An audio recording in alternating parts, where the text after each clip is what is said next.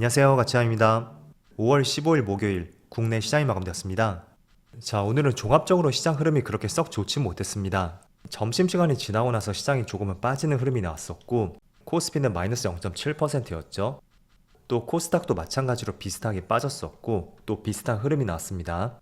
그래서 오늘은 시장이 그렇게 썩 좋지 못했었고요. 그리고 코스피 상위 종목들을 보면 보시는 것처럼 전반적으로 모두 파란불이 들어왔습니다. 다만 최근에 조금은 빠졌었던 방산 관련주라든지 조선주 쪽, 이쪽은 또 빨간불이 들어왔습니다. 또 코스닥도 마찬가지로 파란불이 더 많이 보이는 것 같고, 그래도 전반적으로 제약바이오 업종, 이쪽은 빨간불이 꽤나 보이는 것 같습니다. 그리고 코스피 수급을 보면, 자, 오늘도 외국인의 2천억 이상의 순매수가 들어왔고요. 지금 7거래 연속으로 순매수가 이어지고 있습니다. 정말로 지난달과 완전히 수급이 바뀐 것 같고, 그리고 오늘은 기관 쪽에서는 4천억가량의 순매도가 나왔습니다. 또 반대로 코스닥은 오늘 외국인의 많은 순매도가 있었죠.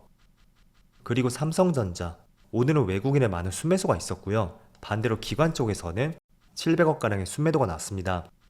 아무래도 오후장에 시장이 빠진 것이 저는 기관의 매도 물량이 있었기 때문에 시장이 조금 빠졌다고 생각이 되고, 그렇지만 외국인은 여전히 견조하다는 것은 긍정적인 신호를 해석하고 있습니다. 이어서 SK하이닉스. 하이닉스는 오늘까지 4일 연속으로 외국인의 순매수가 들어왔습니다. 자, 그리고 계속해서 신고가를 경신하고 있는 두산에너빌리티. 이 종목은 오늘도 외국인의 많은 순매수가 들어왔고, 그리고 방산 대장주 하나에로스페이스는 6일 연속으로 외국인의 순매도가 나오고 있습니다. 자, 그럼 이어서 주차별 매매 동향에 대해서 살펴보도록 하겠습니다. 5월 15일 외국인이 가장 많이 매수한 종목은 삼성전자, SK하이닉스, 두산에너빌리티, 현대일렉트릭, JYP 이렇게 순서대로 매수했고, 그리고 기관도 JYP, 한국금융지주, HMM, 한미약품, 알테오젠 이렇게 순서대로 매수했습니다. 이어서 해외 증시를 보겠습니다. 우선 나스닥을 보면 오늘 새벽에도 빨간불로 마무리가 되었고 0.7% 다시 한번 상승을 보여주었습니다. 그래서 19,140포인트까지 다시 올라왔고, 조만간에 지난번에 저항이 되었었던 2만 포인트 있죠? 빠르게 도달 가능한지 한번 살펴봐야 될 것 같습니다. 그리고 S&P 500. 어제는 물론 빨간불로 마무리되었지만 큰 폭의 상승은 아니었고, 그리고 다우지수는 0.2% 파란불이 들어왔었죠? 반대로 반도체는 플러스 0.6%로 또 한 번의 빨간불을 보여주었습니다. 그리고 아시아 증시. 일본 증시는 1% 빠지고 있고, 대만은 전날과 비슷하고, 또 중국 증시는 소폭 빠지고 있습니다.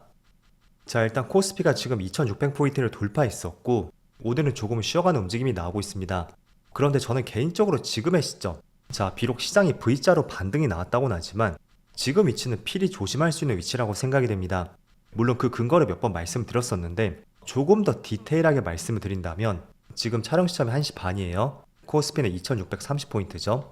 그런데 공교롭게도 지금의 위치, 지난 3월 말 당시 그 위치까지 정확하게 올라왔다는 것을 볼 수가 있습니다. 그게 무슨 의미를 내포하고 있냐면 4월 초에 시장이 크게 급락을 했었잖아요. 그때 결정적인 이유가 바로 미국에서 관세 인상 이슈가 있었고, 그 때문에 정말로 시장이 급격하게 급락을 했습니다. 그런데 지금의 2630포인트, 이 위치는 사실상 관세 이슈가 나오기 전인 3월 말 근처와 거의 동일하다는 것을 알 수가 있거든요. 그래서 정말로 시장의 관세 이슈 때문에 빠졌고 다시 그게 조금은 해소가 되면서 반등이 나왔다면 이제는 올라올 만큼 올라왔다는 것을 알 수가 있고, 또 두 번째는 바로 RSI 지표예요. 제가 2300포인트가 깨졌을 때, 이때는 시장이 과매도권에 접했으니까 조금은 용기를 내고 투자해 볼 때다, 이런 말씀을 드렸을 겁니다. 그리고 시장은 제가 생각했던 것보다도 더 크게 반등이 나오면서 V자로 반등이 났었죠. 그런데 지금의 위치를 보세요. RSI 지표가 과매수 구간까지 들어오진 않았지만 거의 근접하게 70포인트 근접까지 시장이 올라왔고, 그렇다는 것은 여기서 한두 번의 상승은 더 나올 수는 있다고 해도 그러한 상승보다는 다시 조정에 대해서 이제는 한 번쯤은 대비를 해야 되는 시점이라는 것을 알 수가 있습니다. 물론 저의 생각이 틀릴 수도 있습니다. 저는 철저하게 확률적으로 접근을 하는 것이고요. 제 생각과 달리 과매수 구간을 계속 깨고 올라가면서 2700포인트 더 그 이상으로도 올라갈 수가 있겠죠. 하지만 그렇게 시장이 올라가기 위해서는 여러 가지 주변 환경들이 굉장히 긍정적으로 돌아서야 된다는 거예요. 하지만 지금의 위치를 보면 단순히 관세 이슈가 조금은 지나갔고, 그거 말고는 시장을 더 기대해 볼 수 있는 특별한 재료가 있는 시점은 아닌 것 같습니다. 물론 관세 이슈가 지나갔다는 것이 더 시장을 끌고 갈 수 있는 호재라고도 볼 수는 있겠죠. 하지만 제가 첫 번째로 말씀드렸던 것이 지난번 시장의 급락의 관세 이슈 때문이었다면 그 관세 이슈가 본격적으로 나오기 전에 그 위치까지 시장에 올라왔다는 것은 더 상승이 나올 수 있는 명분에 대해서는 약화시킬 수 있는 재료가 될 수가 있다는 거죠. 그래서 지금의 코스피의 위치 조금은 중요하게 보시고요. 자, 그렇다면 시장이 본격적으로 조금 더 상승하기 위해서는 어떠한 재료가 있어야 되는지 이런 것도 한번 개인적으로 한번 판단해 보시고요. 제가 그 가능성을 몇 가지 말씀드린다면 저는 개인적으로 세 가지를 꼽고 있습니다. 시장이 지난 박스권이었죠. 2600포인트 중반 구간. 이 구간을 돌파하고 2700포인트로 올라가려면 가능성 측면에서는 세 가지를 꼽고 있습니다. 일단은 첫 번째로 관세 이슈가 조금은 완화가 되었고 그거를 시장이 바탕으로 깔고 있다면 특별한 호재가 있지 않다고 해도 외인들의 매수가 들어올 가능성도 있겠죠. 그게 최근에 우리가 코스피 시장을 통해서 확인할 수가 있었고 코스피라든지 대표적인 수출기업 삼성전자죠. 그리고 SK하이닉스 이쪽으로 외인들의 매수가 5월 들어서 들어오기 시작했습니다. 그래서 그게 기대해볼 수 있는 재료가 될 수도 있고요. 또 두 번째는 다음 달 초면 새로운 정부가 탄생이 되죠. 어떤 정부가 들어설지 모르겠지만 여야가 모두 공감하는 부분이 한 가지가 있습니다. 바로 추경이에요. 일단은 추경을 한다는 것은 대표적으로 경기가 좋지 못하고 그에 따른 실제 집행된 예산으로 대응이 어렵다면 추경을 생각해 볼 수가 있습니다. 그게 대표적으로 코로나19 때였죠. 그때 재난지원금이 도입이 되었었고 이것도 추경 예산을 편성한 것입니다. 그래서 지금 자영업자를 비롯해서 실제로 경기가 굉장히 좋지 못하거든요. 때문에 새로운 정부가 탄생하게 된다면 그걸 바탕으로 추경을 펼칠 수가 있고 한마디로 시장에 돈을 푼다는 거죠. 그럼 이게 부정적인 요소도 있을 거예요. 자산 거품을 만들 수도 있겠죠. 하지만 주식시장 측면에서 본다면 이런 부분이 가격 상승을 불러오지 않을까라는 기대감도 조심스럽게 하고 있습니다. 그리고 세 번째는 부동산이든 주식시장이든 그 시장을 가장 크게 떠받칠 수 있는 것은 바로 기준금리 인하입니다. 금리가 점차 낮아진다는 것은 적금, 예금, 여기에 대한 재미와 흥미를 잃을 수밖에 없겠죠. 그러면 갈 곳 잃은 자금들이 어디로 흘러갈지 지난 2020년 당시를 한번 떠올려 보세요.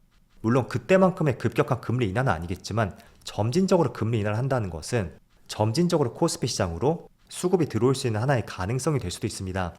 그래서 실제로 최근의 뉴스들을 보면 시중은행의 예적금이 이탈하고 있다. 이런 기사도 있고 대출이 계속 증가한다고 하죠. 그리고 예금 금리도 떨어지고 있다. 이런 기사들이 계속 나오고 있습니다. 물론 정부에서 기준금리를 인하한다고 해도 은행 쪽에 가상금리를 내리는 것은 굉장히 부정적이죠. 그래서 기준금리가 내린다고 해도 실제 체감하는 금리는 떨어지지 않을 것이다. 그렇게 보는 시각도 있습니다. 물론 이런 경우도 충분히 우리가 이해를 해볼 수가 있습니다. 하지만 보편적인 경우에서는 기준금리가 내려간다는 것은 그만큼 예적금에 대해서는 매력도가 떨어진다는 뜻이 될 수 있고 그 많은 주식시장과 부동산 쪽으로 자금이 들어올 수 있는 강력한 수단이 될 수가 있습니다. 그래서 그런 부분에 저는 주목하고 있고요. 제가 세 가지를 말씀드렸었죠. 코스피가 2700포인트를 더 돌파하기 위해서는 기대해볼 수 있는 것은 첫 번째로 외국인의 수급, 그리고 두 번째는 새 정부 탄생 이후 추경 예산, 그리고 세 번째는 점진적으로 떨어질 수 있는 기준금리에 대해서 이 세 가지를 한번 기대해볼 수 있는 포인트로 꼽았습니다. 이것도 투자를 하시는데 많은 도움이 되었으면 좋겠어요. 그리고 여러분들이 지금 시장에서 종목들을 선별할 때 어떤 식으로 종목들을 선별하는지는 모르겠지만 기본적으로 제가 가장 많이 말씀드렸던 것이 바로 거래대금 상위 종목들을 보자 이런 말씀 드렸었죠. 그리고 또 한 가지를 제가 더 말씀을 드린다면 일단은 거래대금 상위 종목들을 본다는 것은 개인, 외국인, 기관 등등 종합적으로 봤을 때 어떤 종목으로 수급이 몰렸었고 또 많은 사람들이 선호했었는지 그거를 종합적으로 보는 데이터라고 할 수가 있습니다. 그런데 여기서 한 가지 더 추가를 한다면 바로 여기 0766이죠. 그 당일 프로그램 매매 상위 종목들을 보는 거예요. 여러분들이 시장이 끝나고 나서 이 화면을 한번 띄워보세요. 그리고 여기서 기관과 외국인들은 어떤 종목들을 많이 매수했었는지 그 흐름을 살펴보는 것도 굉장히 중요합니다. 프로그램 매매 상위 종목하고 또 거래대금 상위 종목 약간의 유사성도 있지만 다르게 본다면 전혀 겹치는 종목이 없는 것도 있습니다. 대표적으로 JYP 이 종목도 오늘 7.8%의 반등이 나오고 있죠. 결국에는 프로그램 매매 상위 종목이라는 것은 개인들은 프로그램 매매를 사용하지 않거든요. 그래서 기관과 외국인이 주체가 될 수가 있고 즉 기관과 외국인이 핸들링을 한다는 것은 개인들이 선호하는 종목보다는 조금 더 정직하게 움직일 가능성이 있겠죠. 그래서 그런 부분이 있기 때문에 거래대금 상위 종목들을 보는 것도 중요합니다. 하지만 이 프로그램 상위 종목 순위를 통해서 어떤 종목으로 기관과 외국인이 집중을 하고 있는지 그런 흐름도 읽어보는 것을 권장해 드리겠습니다. 일단은 JYP가 지금 두 번째로 포함이 되어 있는데 지금 촬영 시점이 1시 반이에요. 270억 정도 프로그램 매수가 들어오고 있습니다. 일단은 2분기에 실적 기대감이 있죠. 엔터 기업들의 가장 큰 수익 모멘텀 중에 하나가 바로 콘서트입니다. 그런데 작년에 전체 콘서트 인원이 전체 관객 수가 210만 명이었다면 올해는 2분기에만 무려 140만 명, 작년 전체의 60% 이상을 차지할 것으로 전망하고 있습니다. 그래서 그런 기대감이 있기 때문에 지금 반등이 나오고 있고 또 프로그램 매수도 강하게 들어온다고 할 수가 있습니다. 그리고 또 세 번째는 효성중공업이 있죠. 이 종목은 변압기 관련주로 우리가 볼 수가 있고 그리고 주가가 또 신고가를 가고 있어요. 여기서 또 한 가지 팁을 드린다면 유사한 종목들도 같이 찾아본다면 이 종목으로만 매수세가 들어오는 것이 아니고 더 큰 넓은 범위에서 같은 업종으로 매수세가 들어오고 있다.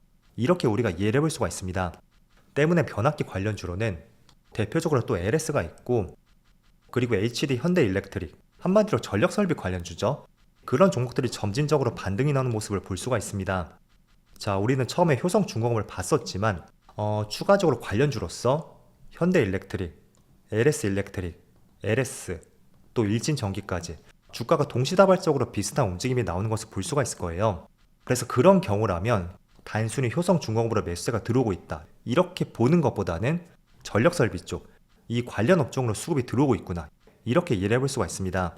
자, 그럼 개별 종목이 아닌 업종 자체로 수급이 들어온다는 것은 기존의 관심 종목으로서는 별표가 하나였다면 두 개로 늘어날 수 있는 좋은 업종이 될 수가 있습니다. 그래서 거래대금 상위 종목, 그리고 프로그램 매수 상위 종목들, 이 두 개를 잘 활용해 보신다면 조금 더 종목 선별에 많은 도움이 될 것입니다. 자, 어쨌든 이번 주의 시장 흐름도 나름대로 괜찮은 것 같습니다. 하지만 제가 앞서 말씀을 드린 것처럼 시장의 흐름이 나름대로 괜찮지만 반대로 필히 조심할 수 있는 구간이라고 말씀드렸습니다. 이 부분은 꼭 한번 생각해 보시면서 앞으로의 시장에 잘 대응해 보시는 것을 권장해 드리겠습니다.